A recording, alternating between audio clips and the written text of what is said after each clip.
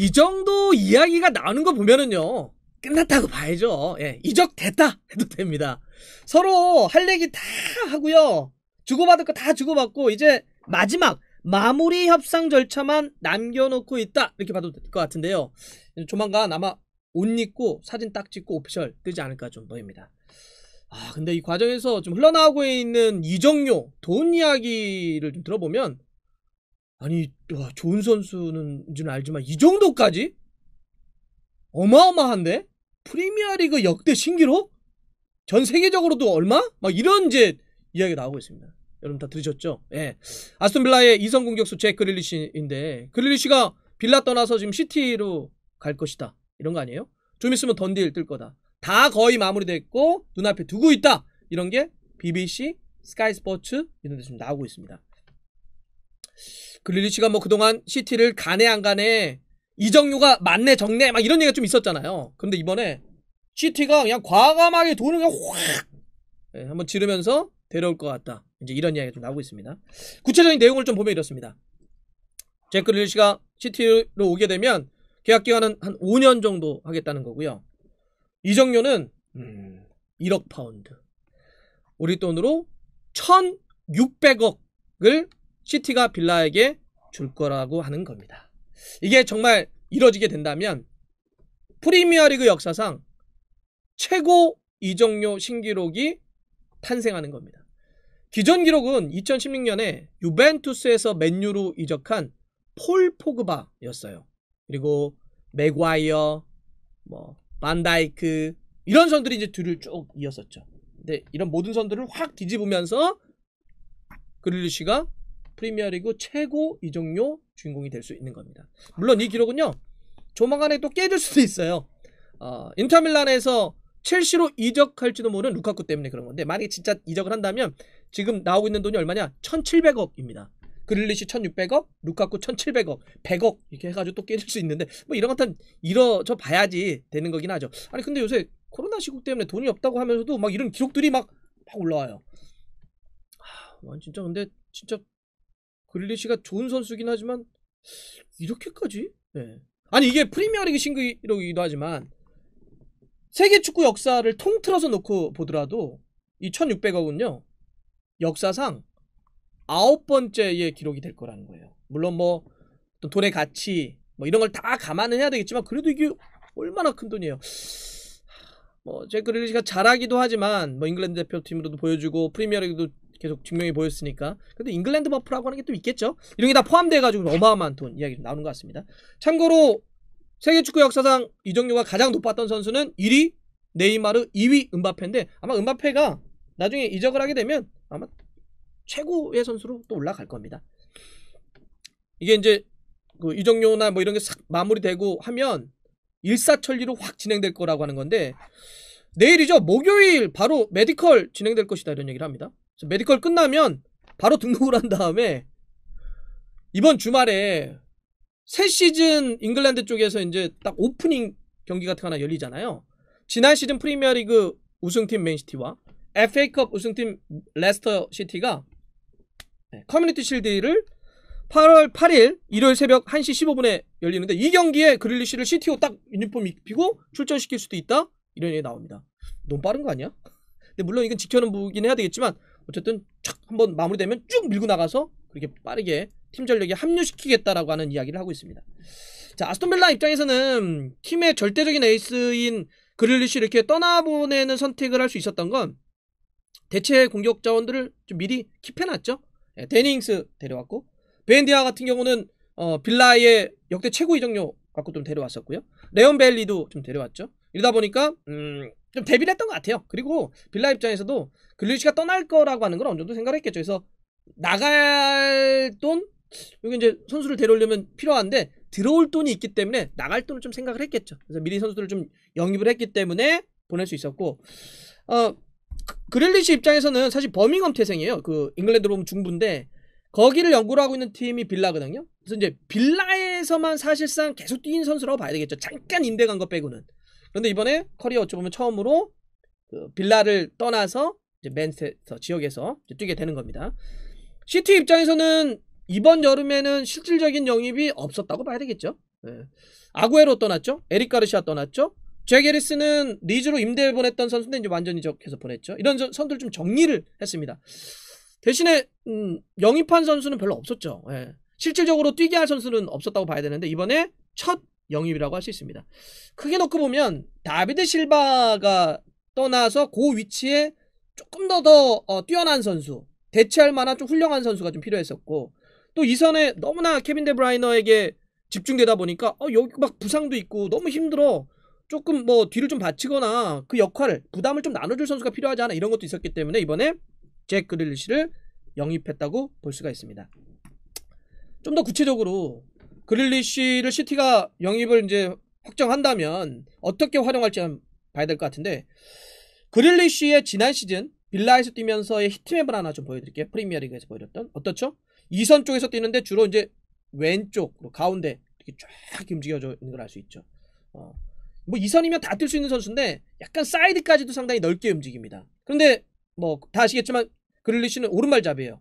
왼발잡이면 왼쪽을 치고 들어가서 크로스 셔틀로만 쓰겠지만 그게 아니라 오른발잡이기 때문에 왼쪽에다가 45도 각도로 컷인해서 오른발로 플레이하면서 직접 슈팅, 아니면 들어가는 선수에게 전진 패스에 대한 어시스트, 2대1 이런 걸 많이 합니다. 그러니까 보면 들어가는 움직임 때문에 드리블, 그 다음에 하프 스페이스의 침투, 거기 따른 득점, 들어가면서 짧게 주고받는 전진 패스, 2대1 때문에 어시스트, 특히 어시스트를 상당히 많이 하는 선수가 바로 그릴리시입니다. 자, 기본적으로 이제 뛰는 게 가운데와 이렇게 왼쪽 측면. 요 위치는 사실 요 가운데와 이렇게 왼쪽으로 뛰는 것은 약간 맨시티의 부족 포지션 중에 하나였어요. 다비드 실바가 팀을 떠났고 그 위치를 약간 균도안을 올렸었잖아요. 올렸어가지고 해봤는데 지난 시즌 초중반까지 상당히 좋았어요, 균도안이. 그런데 중후반을 거치면서 균도안이 쭉 떨어져 버렸단 말이에요. 그래서 그 위치가 좀 애매했죠. 그러니까 너무나 많은 하중이 케빈 데브라이너, 김덕배에게만 걸렸던 거예요. 그래서 여기를 좀 더 해야지만 시티가 2선도 좀 좋아지고 김덕배에게 다 집중되는 하중이 좀 분산될 수 있다, 이런 좀 니즈가 좀 필요했죠. 있었기 때문에 여기를 이번에 그릴리시를 데려옴으로써 보강을 했다, 이렇게 볼 수 있습니다.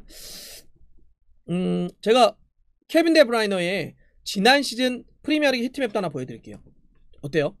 뭐 2선이면 가리지 않고 그냥 빨갛게, 뭐 움직임이 워낙 많잖아. 얼굴 빨개질 정도로 그냥 다 뛰어다니는 그런 선수인데, 사실 여러분들 이렇게 케빈 데브라이너가 넓게 좌우까지 다 커버했던 건 뭐냐면 왼쪽이 사실은 좀 부족했기 때문에 움직임을 이 정도까지 많이 가져간 거예요. 원래 우리가 알고 있는 김덕배의 움직임은 가운데서 오른쪽까지 이렇게 갑니다. 그러니까 케빈 데브라이너는 가운데서 오른쪽, 그죠? 아까 잭 그릴리시는 어떻게 해요? 잭 그릴리시는 가운데서 왼쪽. 그러니까 두 선수가 이렇게 역할 분담을 하면 상대 수비도 분산시키고 효과적으로 상대를 공략할 수 있는 지점이 생기는 거죠. 그리고 두 선수 다 하프 스페이스를 직접 공략하는 스타일이기 때문에 상대는 동시에 들어가게 되면 상당히 좀 곤란해질 수가 있습니다. 바로 이런 거를 좀 기대를 좀 하고 있는 거죠. 그래서 맨시티가 뭐 여러 가지 포메이션을 쓸 수는 있지만 기본 4-3-3, 허리를 역삼각형으로 세우는 요 3미들로 간다면 위에 오른쪽에는 케빈 데브라이너, 왼쪽에는 그릴리시, 이렇게 딱 세워놓는 역삼각형을 세워놓게 된다면 상대로서는 상당히 좀 부담감이 클 수밖에 없습니다.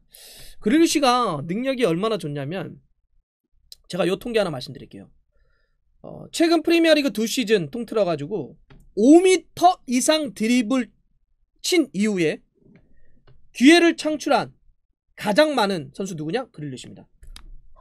모두 81번의 기회 창출을 성공시켰어요. 5m 이상 드리블해서 상대의 결정적인 기회를 만들어주는 걸 81번이나 했다는 거죠. 이거는 프리미어리그는 당연히 최고고요. 유럽 5대 리그를 통틀어서도 가장 많이 기록한 선수 누구? 바로 그게 그릴리시였습니다. 그러니 당연히 시티에 있는 뭐 김덕배라든지 베실바라든지 마레즈라든지 필포든, 스털링 이런 선수들보다 더 많았다는 거죠. 그러면 자, 그리고 요 표에 한번 보세요. 여기서도 그렇죠? 잘 보시면 그릴리시가 다 치는 방향들이 드리블 쳐서 기회 창출이니까 왼쪽에다 이렇게 치고 들어가죠. 이렇게 안쪽으로. 그러면 케빈 데브라이너는 여기까지 이제 올 필요가 없어요. 여기 가운데서부터 오른쪽만 하면 됩니다. 이렇게 같이 쳐요. 이러니까 상당히 효과적일 수 있고 상대가 부담스러울 거라는 건데, 많은 분들은 처음에 사실 그릴리시와 케빈 데브라이너가 공존할 수 있냐라고 했지만 충분히 공존이 가능합니다. 이런 히트맵이라는 이름을 놓고 봤을 때 두 선수를 함께 세우는 게 충분히 가능하고, 또 하나는 사실은 뭐 만약에 케빈 데브라이너 함께 세울 수도 있지만 로테이션이 좀 필요하고 체력적인 안배가 필요하다면 플레이 스타일이 또 닮아있는, 물론 다른 지점도 있지만 같은 역할을 또 소화할 수 있기 때문에 케빈 데브라이너를 좀 쉬게 하면서 로테 자원으로도 충분히 또 활용할 수 있는 선수가 그릴리시다, 좀 이렇게 볼 수가 있습니다. 실제 그래서 그 기회 창출도 얘기했지만 움직임이 접고 들어가서 동료들을 많이 활용하다 보니까, 사실 뭐 김덕배 어시스트 잘하는 것도 다 아시지만 지난 시즌 프리미어리그에서 어시스트 랭킹 손흥민 선수와 공동 4위가 잭 그릴리시였어요. 네. 확실히 케빈 데브라이너에게 집중됐던 걸 조금 나눠서 끌고 갈 수 있는 선수가 그릴리시다. 시티의 어떤 아킬레스건과 더불어서 김덕배의 어떤 그 부담감을 나눠줄 수 있는 옵션으로도 상당히 잘 활용할 수 있는 선수라 볼 수 있습니다. 근데 이제 이런 이야기는 좀 물어보시더라고요. 아니 근데 그릴리시가 지금 1600억 얘기 나오고, 그 다음에 이제 마무리되면 맨시티는 무조건 다음 타겟으로 해리케인을 엄청나게 주력할 텐데, 해리케인 못 줘도 한 200억, 2천억이죠. 2천억 정도 좀 줘야지 레비 회장이 좀 보낼 텐데, 그 이상을 뭐 줘도 지금 올까 말까 그런 상황인데, 그러면 이게 됩니까? 1600억, 2천억 이상 이거 두 개 합치면 이거 거의 한 4천억 가까이 되는 돈인데, 이거 재정적 페어플레이 안 걸립니까? 네. 사실 이게 좀 문제긴 할 거예요. 물론 이제 맨시티는 여러 가지 다른 방법을 통해서 이걸 어떻게 해결할 것인가도 보겠지만, 지금 가장 먼저 시도하는 건 뭐냐면 기존 선수들을 좀 정리하는 방향으로 가고 있습니다. 이미 앙헬리뇨, 잭 해리슨, 그다음에 은메차, 그다음에 그 제이든 산초는 도르트문트에서 맨유로 이적을 했는데 원래 맨시티 출신이기 때문에 거기에 대한 돈을 좀 받았거든요. 그래서 이미 한 800억 이상을 좀 벌어놨고요. 나머지 앙헬 에레라, 그다음에 패트릭 로버츠, 그다음에 베실바, 이런 선수들 추가적으로 계속 정리를 해가지고 돈을 더 많이 만들겠다는 겁니다. 이런 식으로 해서 그릴리시와 해리케인까지도 지금 가보겠다라고 하는 건데, 요건 좀 지켜는 봐야 될 것 같아요. 일단 그릴리시 보강은 시티에게 굉장히 큰 힘인데, 아무리 봐도 시티가 요 최전방에 요 제주스밖에 없거든요. 여기는 분명히 영입을 해야 될 것 같은데, 이렇게만 가면은 이거 좀 쉽지 않을 것 같은데, 해리케인 그랬을 때의 재정적 페어플레이, 요건 좀 숙제로 남겠다. 요건 한번 좀 지켜보죠.